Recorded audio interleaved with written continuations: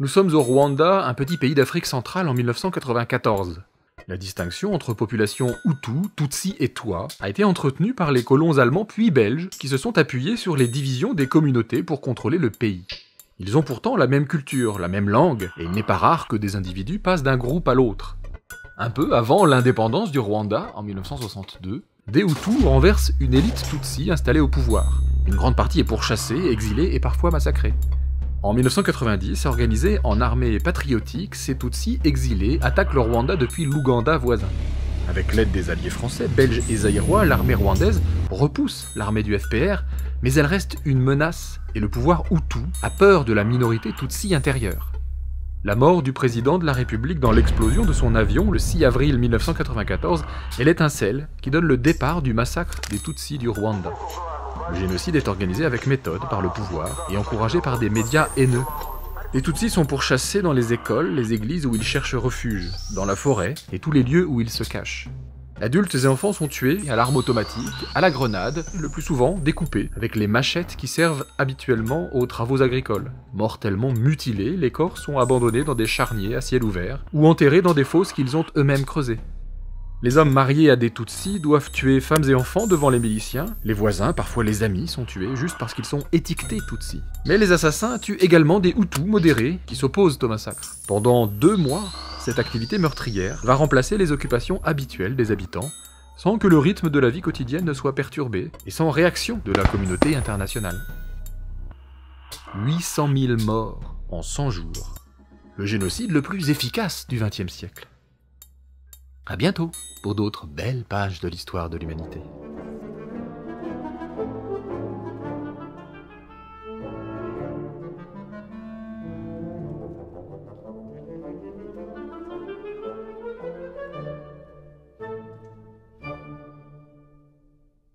Condamnée par le tribunal international pour le Rwanda pour génocide et incitation au génocide, la radio-télévision libre des Mille Collines a déversé sur ses ondes un flot de propos haineux entre juillet 1993 et juillet 1994. Propagande anti-Tutsi, anti-modérés, anti-occidentaux, comparant les Tutsis à des cancrelats, elle a joué un rôle important dans la diffusion des idées extrémistes dans les couches populaires de la population rwandaise. Elle a su s'imposer grâce à un programme musical entrecoupé d'émissions satiriques de propagande.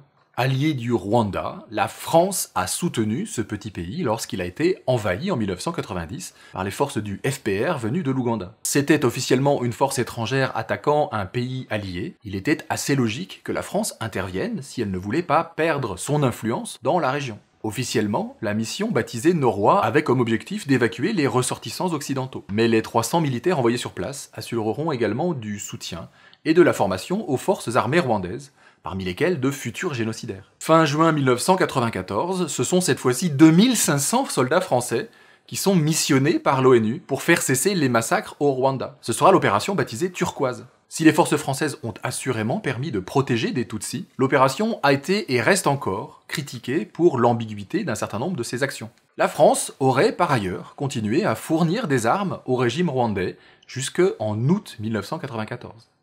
Agathe Habyarimana, femme du président rwandais mort dans l'explosion de son avion, est considérée par certains comme un des rouages du déclenchement du génocide rwandais. Elle a été exfiltrée par le Zaïre voisin avec d'autres dirigeants rwandais. Accueillie par la France, elle y réside depuis 1994 de façon irrégulière, mais avec la bienveillance d'une administration prise par une étonnante inertie. Une information judiciaire a été ouverte contre elle, elle a fait l'objet d'une interpellation en 2010, puis laissée libre sous contrôle judiciaire. Il est très peu probable qu'elle soit extradée, malgré les demandes répétées de la justice rwandaise.